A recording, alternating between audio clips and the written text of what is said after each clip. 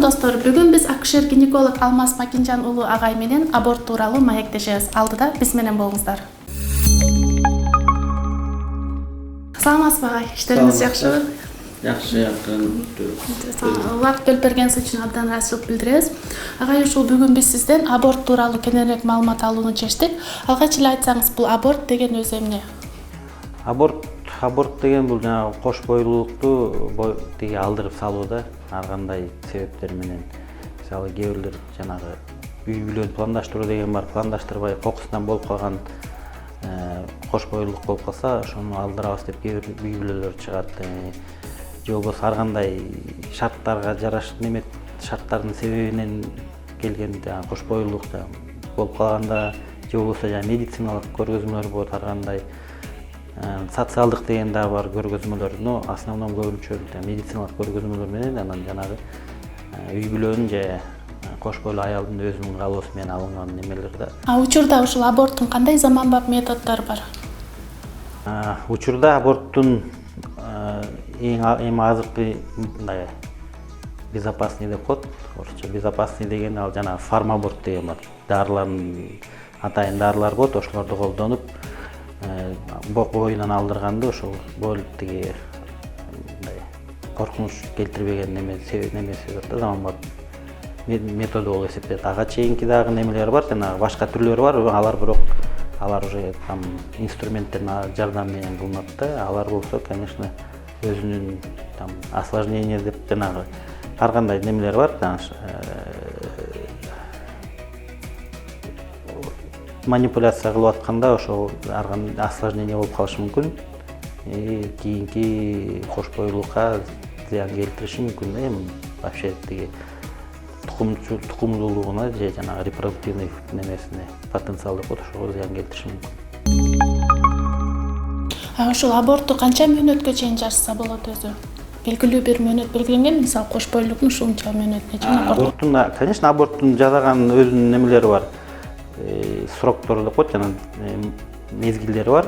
Мисалы, вообще абортту 22 жумага чейин аборт деп жасаса болот. 22 жумадан өйдө бала 500 граммдан чоңураак болот, 22 жумадан өйдө болгондон кийин алар төрөт болот. Ага чейинки бүт неме боюнан алынган нерсем бар аборт деп эсептелет. То есть алар эрте ранний деп коет, орусча ранний и поздний деп коет. 12 жумага чейин медициналык көргөзмөлөр боюнча жасаса болот, жана социалдык көргөзмө менен жасаса болот да, более такой безопасный деп эсептелинет. Андан кийин 12ден 22ге чейин уже тиги кош бойлуулук чоң болуп калат да, бала түйүлдүк да чоң болуп, бала уже пайда болуп чоң болуп калат, ошондо алардын немеси кесепети оорураак да, анан осложнение көбүрөөк болушу мүмкүн. Ошон үчүн аларды самый оптимальный деп коет, жанагы 12 жумага чейин жасалат, методикасына карата. Бирок жанагы эң акыркы жанагы безопасный деп коет, заманбап деген жана дары менен түшүргөн ал 9 жумага чейин эле, 63 күнгө чейинки кош бойлуулуктарды эффективдүү түшүрсө болот да, боюнан алса дары менен. Бирок ал врачтардын көзөмөлү астында өтүш керек.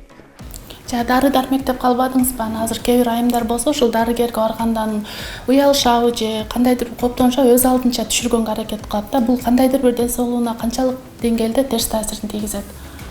Бүт дарылар жана колдонгон тиги кош бойлуулук түшүрүш үчүн колдонгон дарылардын баары обычно аптекадан тиги по рецептурный отпуск деп коет, врачтардын жана рецепт жазмышасы менен өткүзүш керек да, дары контроль мененчи.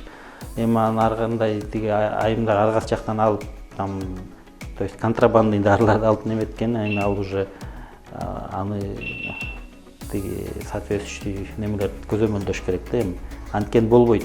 Анткени даже жана дарын дармек менен түшүргөндө деле ан жактан деле туура эмес колдонуп алса, жана кровотечение болушу мүмкүн, кан сырашы мүмкүн, инфекция кирип кетиши мүмкүн, же болбосо туура эмес болуп түшпөй калышы мүмкүн, ошондой немелер бар да. Ушул аборт жасагандан кийин айым канча убакыт өткөндөн кийин кайра кош бойлуулукту пландай берсе болот? Аборт жасагандан кийин айтып атпайм, ар кимдин организми ар кандай. Кээ бирлердики айтып атам, аборт жасагандан кийин 2-3 айдан кийин боюна бүтүп калат, келе берет. То есть менструация функциясы тез эле калына келип, кайра эле ошо даяр болуп калат да организм. Кээ бирлерге жарым жыл талап кылынат. А так мындай аборттон кийин, конечно, пландаштыруу үчүн 6 айдан кийин 6 ай план немesi болот. Анткени ар бир кош бойлуулукка даярданыш керек. Даярданып, бир обследование өтүп, эмне инфекциялар барбы жокпу көрүп, анан кийин атайын тиги витаминдер болот. Прегравидарный подготовка деп коет. Ошондойдон өтүп, врач менен консультация алып, ошого даярданып неметсе, конечно, ошондо жакшы болот.